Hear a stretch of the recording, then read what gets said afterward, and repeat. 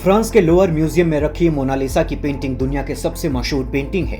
1503 से 1519 तक Italian artist Leonardo da Vinci ने इस पेंटिंग को बनाया था। साथ ही ये पेंटिंग दुनिया की सबसे महंगी पेंटिंग भी है। इसकी कीमत $867 मिलियन आंकी गई है, यानी भारतीय रुपयों में यह कीमत हुई 6.4 हजार करोड़ रुपए। इस पेंटिंग को बनाने में लियोनार्डो दा विंची को पूरे 16 साल लगे थे। सिर्फ मोनालिसा की मुस्कान को बनाने में ही 12 साल लग गए थे। पिछले लंबे समय से कई रिसर्चर इसके रहस्यमयी मुस्कान का पता लगा रहे हैं। मोनालिसा की ये रहस्यमयी मुस्कान अलग अलग एंगल से देखने पर अलग अलग दिखती है। अगर आप किसी एक एंगल से इसे देख रहे हैं तो यह हंसती हुई नजर आएगी, वहीं दूसरे एंगल से देखने पर इसकी मुस्कान फीकी पड़ जाती है। मोनालिसा की इस पेंटिंग को बनाने के लिए लियोनार्डो दा विंची ने सुमाटो तकनीक का इस्तेमाल किया था। मोनालिसा की पेंटिंग बनाने में आउटलाइन का उपयोग नहीं हुआ है।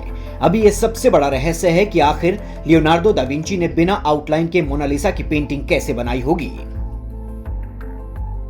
दा विंची ने मोनालिसा की पेंटिंग में कुछ कोड भी छिपाए थे, जिस पर रिसर्च करने के बाद हमें यह कोड मिला, ला रिस्पोटा सा ट्रोवा क्यू, जो इटली भाषा में लिखा हुआ है। इसका मतलब है उत्तर यहां पर है।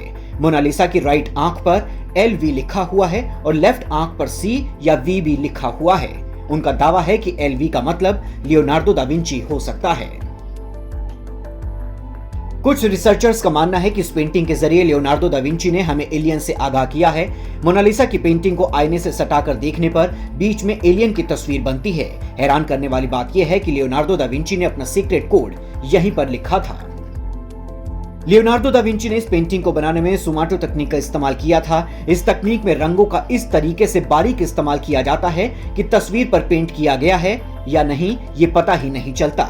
एकदम असली लगता है, चाहे आप तस्वीर को कितना भी जूम करके देख लें। लियोनार्डो दा विंची ने इस पेंटिंग को बनाने में 17 तरीके के ऑयल पेंट का इस्तेमाल किया था। ये ऑयल पेंट एक दूसरे के ऊपर लगाए गए थे।